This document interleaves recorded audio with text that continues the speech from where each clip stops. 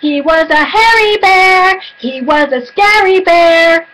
Actually, that's one of my favorite lines from a Schoolhouse Rock song about interjections. That's what it is. When do you use an exclamation point?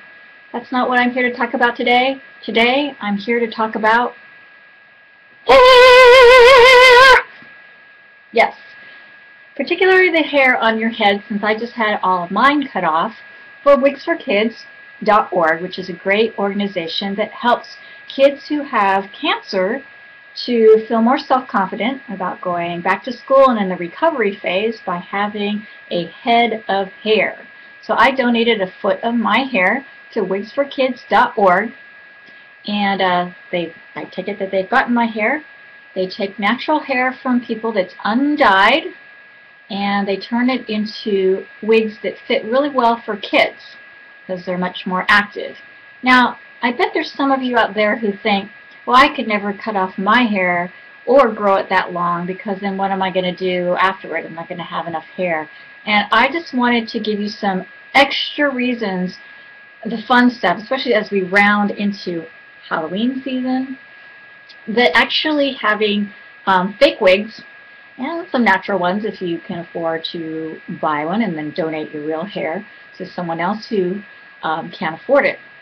Well, I have some ideas for you, because my friend Dina Lydia, also known as the Costume Goddess, I was over at her house today, and she happened to have a bunch of costume wigs and things to give away that were dark-haired. Here's one right here.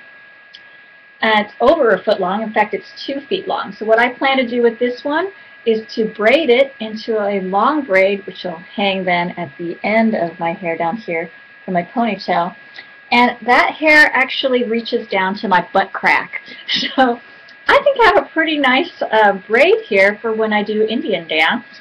We always have braid, and you can wrap flowers around it so it won't show. It's hard to see probably in the camera, but this is synthetic hair. It feels almost like yak hair yarn, and then you can turn it into a 3-piece braid. So very easy to do. Thanks, Dina, for that one. Next, she gave me, it's kind of like a half a fall. It's got, see this cap in here? So no, I'm not turning Jewish anytime soon, but you can attach this with the comb that's here on the inside. Just fork that up so you can see the comb there, and that would attach on the back of the top of your head, and you can also put some pins in there, and then you have a nice foot-long braid here, hair here. So this kind of needs to steam out. It's been in storage for a little bit, so I'll steam it, and then you can actually curl it or do other things to it, give it a little bit more body. So that's another option.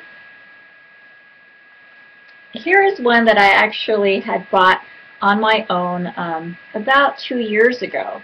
So these things really last. This is human hair, and as you can see, it's got a little bit of curl here. The way that it stays on is inside the hole here, it had a giant clip. So you could clip it onto the back of a braid or a bun at the back of your head and at the nape there, and it would clip on with this giant clip. Now I took the clip out, and then it has these drawstring ties. And what you'll do is you put a big bun of what's left of your hair, your short hair, and just put it on top of there so you'll hide the little bun. Pull the drawstrings tight and tie it on underneath, and you get a nice little fall that's going to hang off the top of your head. Nice little ponytail. It's very, very cute. I wear that for belly dance all the time. And my little secret is since I dance a lot and it takes a long time to do your hair, it's probably the thing that takes me the longest because I can slap on that makeup really fast. This is actually very economical. It was $75, and then you can wear it to death, and your hair always looks perfectly well and the same every single time. Really good investment. Okay, here's another double long one, and this was meant to stay straight, so I'm not going to braid it. This is actually natural and real hair. And here I just have a little safety pin here. It looks like it needs to have some elastic put around here and I can either sew that on or glue that on, and that way I can tie it to a ponytail on the back of my head. So again, just another option for straight and not braided long hair. And then finally she gave me another one. So I scored, guys. This one actually is natural hair, and it has a little bit of a curl to it. So probably what I'm going to do is take advantage of that curl, and what I'm going to do is, maybe take it on a spiral curling iron, tease it around, spray it just lightly, and then let all these different hair falls and ponytails hang. So the trick is, don't put it into a container where it's going to sit and lose its curl. What you want to do is actually hang them straight. And then what I did is I put a little ponytail holder at the end, and that's the end of it. As I tied it off, it's going to go on a ponytail on the back of my head. And then I attached a little clip. So this clip then will be extra insurance that will stay on while I spin around and dance. So I'll have just one with just a little bit of curl in there, so I get some length. Now, why on earth would you want to do this? Well, I already gave you one reason. It saves a lot of time if you are a professional artist. Did you know that a lot of actors and actresses do not grow out and cut and grow out and cut their own hair? They have stylists who do their hair, and usually those hairdos are fake. Now, a good example would be Oprah Winfrey, one of the wealthiest women on television in the United States. She does not claim that that has ever been her real hair, and she's actually been seen around town without her real hair, without her fake hair on. So the hair that you see her on television with the curls, that is a wig. It's probably a very, very expensive wig. I'm going to guess that at the very, very least, it's a few $1,000s. Okay. All of these wigs that you see here were much, much less than that. And you can make them look professional and wonderful, and they're easy to use. And then you can donate your own hair to help some child, because like I said, these real hair wigs can be very expensive.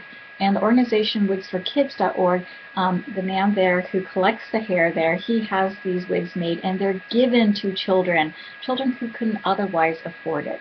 So another reason why you should donate your own hair, and then just use wigs. No big deal. Now, for guys, it's a bit more of a challenge. You want to grow out your real hair to donate. I know it can be a pain.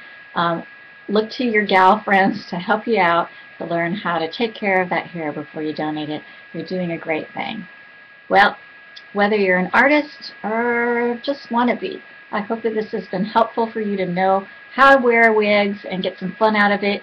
And since it's almost Halloween season, I am looking for crazy video clips from you with some inventive ways of wearing wigs. Whether you're going to be a zombie and you have some crazy hair with bugs and spider webs and things in it, or you've got some pretty interesting hair contraptions that you just think need to be featured on my channel on YouTube, Yourlilchinagirl. I'd love to highlight your stuff either for my blog, hipsforhire.com, or on my YouTube channel, Yourlilchinagirl. Hey, you're doing a good thing, and thanks for watching.